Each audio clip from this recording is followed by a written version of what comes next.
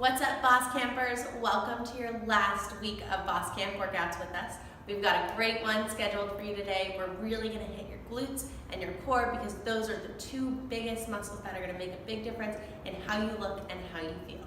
So, like always, we're starting off with some stretching, opening up your hips, getting into activation for your glutes and core, the muscles we're gonna be using during your workout. And then we have 5 movements. Once again, they're all strength movements. We're doing some single leg deadlifts, some kneeling to standing, hip taps, and a lot of work for your obliques. So let's get into it. All right, guys, so for our stretches, we're gonna start with a knee hug into a side rotation. So Stephanie's gonna grab her right knee, pull it towards her chest. It's gonna help open up her hips and stretch the glute. And she's gonna twist her right leg to the left side and then reach with her right arm towards the corner of the room, stretching through her chest and her pec and her shoulder as well. So she's gonna hold that for about 5 to 10 seconds, and then she's gonna rotate over with the other leg. Okay, the second stretch is for her hips. So it's the frog rocker. So we're gonna be on all fours. Stephanie's gonna get her knees out a little bit wider than usual.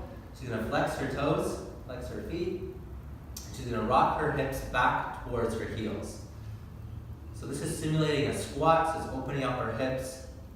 She's gonna have her back nice and flat, her core is gonna be engaged, and she's gonna sit back into her hips about 5 to 10 times. Okay, next we are gonna start activating. We have 2 moves. One is an inchworm for activating our core and our shoulders and stretching our hamstrings, and the second is a fire hydrant pull. So for our inchworm, you're gonna keep your legs nice and straight. You're gonna hinge forward as much as you can. You can bend those knees if you need to. Put those hands on the ground. You're gonna walk out nice to a flat plank, keeping your core engaged.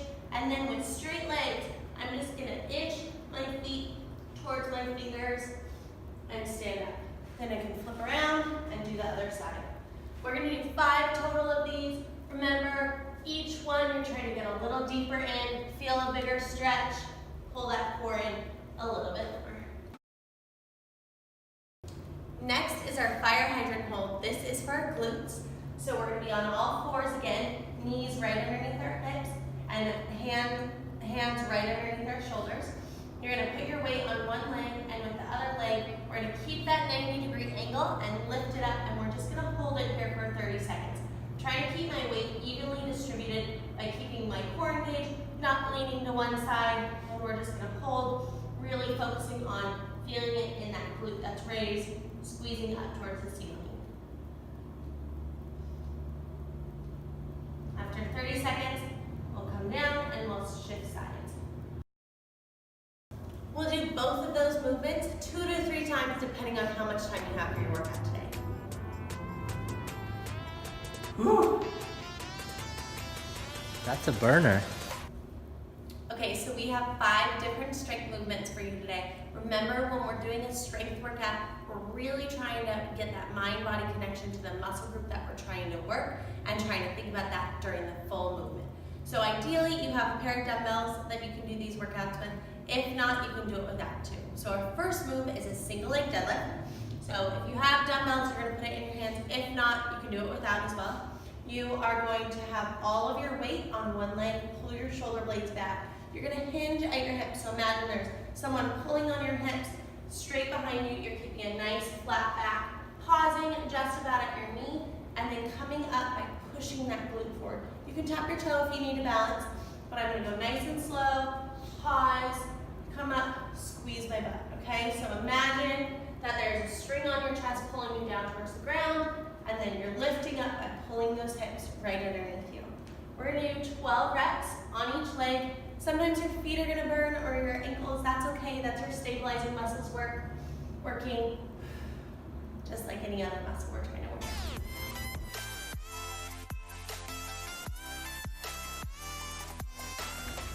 Next is a kneeling to a stand. Mario is gonna be doing it with a weight, and I'm gonna do it without a weight. If you need extra help with this one, you can do it right next to a couch and just put one hand on there to help you out. But basically, you're gonna stand up nice and tall. You're gonna come down, knee, tight core right here, foot, drive through that heel, string on top of your head, pulling you nice and tall, and you're gonna alternate what leg we come up and down with.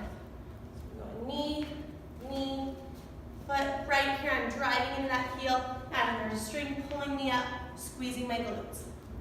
Knee, knee, and we're doing 20 of these total.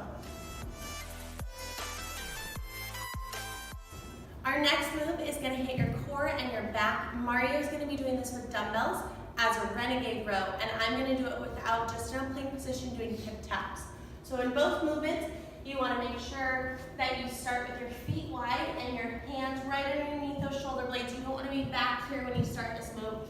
So right here, for me, I'm just gonna tap my hips with a little bit of a lean into it, trying to keep my core engaged. My core is pulling me up, so I'm really feeling it in those abs and those shoulders. Mario is pinching his shoulder blades. I'm pulling those dumbbells up towards his shoulder. So we're gonna do 20 of these total.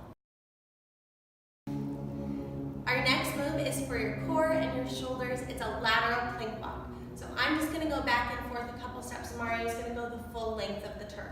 So again, we're starting in a high plank position with your shoulders right over your wrists and your feet wide. I'm just gonna take 1, 2 steps, and then I'm gonna go back. So ideally, we're gonna get 10 steps of this. If you need a little less, that's fine. If you need to take a break, that's okay. If you need a little more, go for it. Our last move is a Russian twist. This is one of my favorite ab exercises, specifically to hit those obliques. I'm gonna be using the dumbbell that I used before. Again, if you don't have one, that's fine. You can just mimic my movement. But you're gonna start on your butt, shoulders back. You want a nice, straight spine. For me, I'm gonna keep my heels on the ground. Mario's gonna have his feet elevated. And I'm just gonna twist. You want to exhale every time you go to the side. Make sure you're getting a full range of motion. You're tapping that dumbbell down. So every time I move, I'm pulling my core in. We're going to do 20 of these total. It's normal to feel it in your quads a little bit or your hip flexors. Just try and think about those abs a little more, and you'll get the most out of it. Well, I've already broke a sweat, so hopefully you have too. For this workout, you want to do anywhere from 4 to 6 rounds. So remember, it's your 3rd week. You should be upping those weights, upping those reps a little bit, and challenging yourself. So go at your own pace, get a sweat in, and let us know how it goes.